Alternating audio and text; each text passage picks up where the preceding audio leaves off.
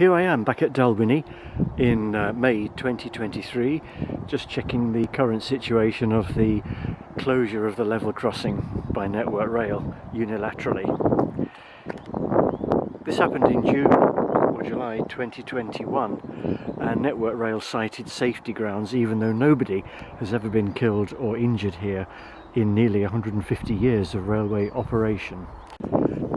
This happened shortly after the Community Council and Benolder Estate, at their own expense, installed a hill walkers car park to enable people wanting to do the Benolder range of hills along Loch Ericht to get access across the level crossing down the track that goes along the side of Loch Ericht.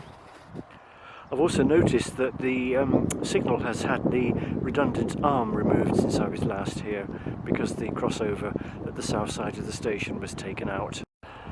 After the level crossing was closed, people continued to jump over the gates, both walkers and cyclists and local villagers, and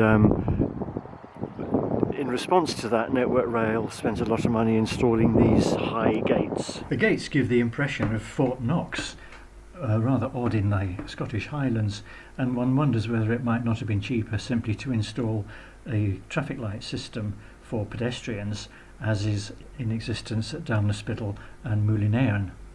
I suspect it's more to do with arrogant management at Network Rail, who are unable to change their mind about anything. This appeared fairly recently, a sign saying this is not dedicated as a right-of-way,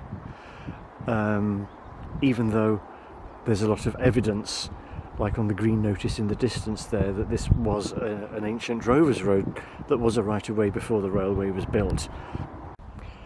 One has to ask why they've put in a sign giving the procedures for pedestrians to cross when the gate is locked. The gates on both sides are locked.